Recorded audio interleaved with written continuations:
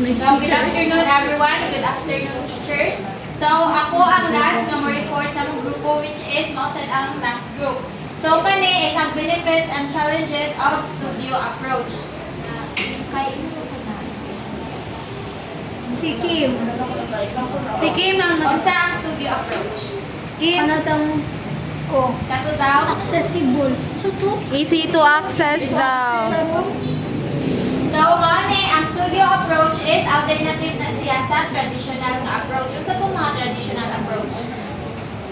Kung paper and pencil. Diba mo dyan, traditional no is ang mga bata kay ara-ara sa ilahang Naglingkod lang. ara-ara sila sa ilahang Chair. chairs, mag-answer, or ipakita kung anong sa ilahang learn. Wala kaning studio approach is magkuhan siya collaboration. Basta, kanang different kay ni siya sa traditional. Need ang iyang collaboration and dapat flexible si teacher ani studio approach. So, ano na ta, the studio approach offers a number of distinct benefits over more traditional instructional methods. Kay makita pa lang nato da ano nga kung mag paper and pencil test lang ang mga bata, dili jud nato ingon nga ma-test ilang nakatunan. Kay pwede man sila muli ilang sa ilahang Kilid. para maka-answer sila. Kita sa. So, ang benefits mao ni. First, pwede ko basa. Learners are exposed to precedent. Usa na si President Rodrigo or si Marcos? Rodrigo.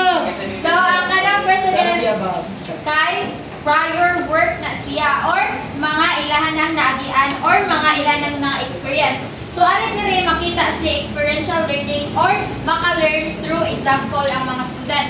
So, si teacher, pwede siya like naayiguan si teacher dire i-demonstrate siya niya daan para ang mga student ilang ma-analyze o ma-learn nila ilang mga mistakes through sa gipakita ni teacher. So, they have the opportunity to analyze solutions other than their own and exchange feedback on various authentic situations. So, ari dire dili lang ingon kay di ba ganina niingon nga ang studio approach need of Collaboration. unsa need? Collaboration. Collaboration. So, dili lang mag individual work si student. Need of peer nga kanang peer learning. Nya, dire ari nila i-critique not in a way nga sila ra mismo, kundi maka-learn sila through sa ilahang classmates or ni teacher. So, ari sa dire is constructivism. Kaya diba, unsa ganitong constructivism? Naka-construct of new knowledge. Using integrate sa From prior to prior new knowledge knowledge. mo na ang constructivism. So dire di ba makita si kaning president ang prior knowledge or ang prior work ara nila ilahang ma-learn ang ilahang mga kung unsa ilang mga misconceptions before ari na nila ma-learn through mga peer learning or collaboration. So next, scaffolding kinsay na kanang Si Jerome Bronner. Yeah, Jerome Bruner scaffolding is individual instead of teacher-generated. Kung may untag teacher-generated, Ang teachers, unsa man na siya? Si teacher. passive na siya. No, ang interaction which is Spoon-feed na siya. Mga Learning. information. While sa scaffolding, unsa niya kalahian? Kahit mugay dra Mag-guide ra ang teacher. Kay facilitator, guide, or supporter sa mga students. So it means if ang mga student na sila yung mistakes nga mahitabo, spoon-feed ba ni teacher ang dapat ang correct answer? Dili. I-guide lang niya. Yes, sa tagal na ni teacher o pamaagi para ma-correct si student. Silbi cycle siya. Like, panangitan na ay hatag si na ay gipresent ang student ya may si teacher na need na i-improve nila nakita. Like, pero dili through direct nga answer. So, si student, iya mong balikon. Sa pagbalik niya, pwede muhatag si teacher o improvement pa, another improvement na needed, or iya na ba aprubahan. So, next is benefits niya. Other benefits is exceptional learning happens because students get to know the problem, the clients, and each other very well. This leads them to realize that as instructional designer, engaging deeply in the project paves the way for innovative solutions. So, one of the benefits sa studio studio approach is ang student maka-learn sila sa mga real-life problems. So by this, mas maka-engage sila and na-possibility nga makabuhat sila real-life sad nga solution. So kung di ba kung real-life or kung makarelate ang student, di ba mas naa sila interest na mas maka-learn ana nga butang.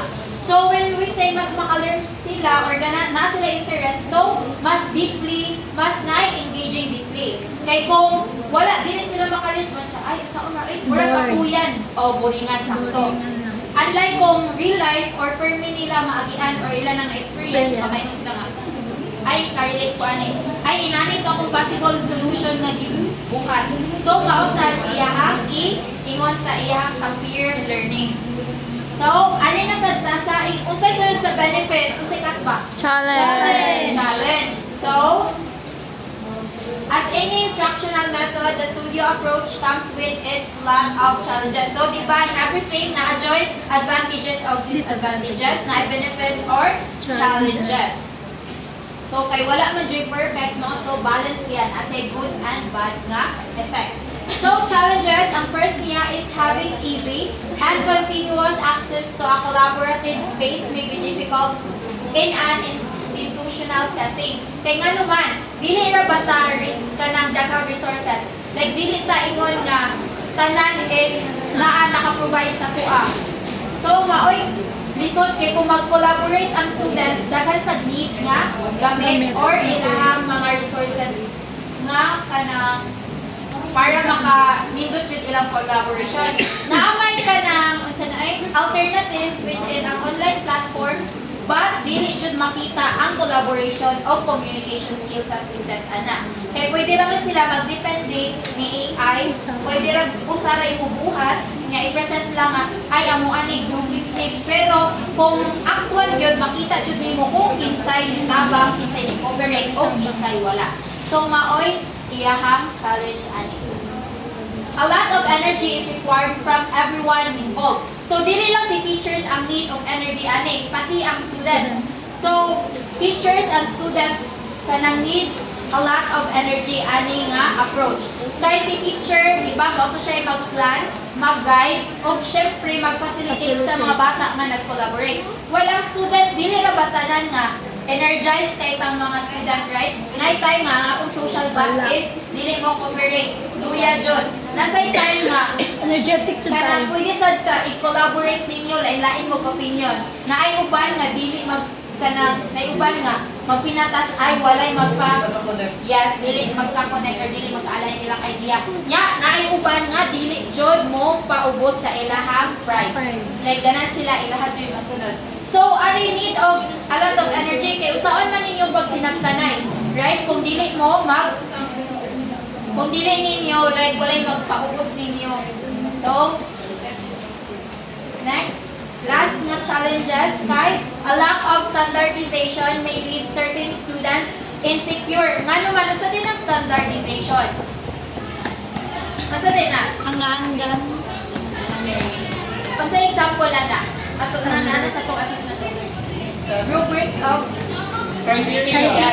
So, kung may nag-standardization, nakagani dapat i-meet nga standard pamilya. Yes.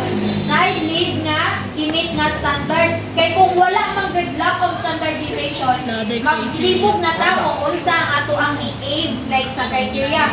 Di ba naman ay percent. So, ang ato na ba dyan, unahon anak, ato na bang dako nga percent, kaya may na lang makabawi. Yes. So, kung lack of standardization, looy kay, pwede man kanang maglain-lain ang criteria ni teacher, panalitan. No, man nag-present ako sa mauna iyahang criteria. Di, sunod sa usa, pero pag abot na ako nga time, is lain na sa iyang standardization. So, makakos siya of student insecurity kay maglibog ng student, kala usa ka nagsundo, no? Kani ba ka ha or kani usa? Nya, mausay maka-lack of standardization or one of students insecurity kay ang every teacher lain-lain sila of standards. So makayuta hala kato si ma'am ba kay ani man ni kani ka si sir unsa sa kay ang standard no? Yeah, di ba? Namay inana lain-lain sa standard so maglibog mao need nga na ay Flexibility and adaptation. So kita as a future teacher need yun na natong flexibility and adaptation. Kay dili naman ta nga mo deal with our co-teachers kung sa tuwa pa lang students and sa parents. So ano pa lang daan dapat flexible ta kay not all the times kung unsa atong target maujud ang ato ang kadungan. Not all the times kung unsa atong objectives kay maujud kanang matungan yes. Nya dapat maka-adapt sa ta kay dapat dili lang kung unsay atuan mo unsay masunod. Kung naay mga suggestions or mga kanang remarks dapat atuan sa tong tan-awon nya atong i-balance ko unsay nindot og dapat ba to i-adapt nato. So that's all. Thank you. Any questions? Wala.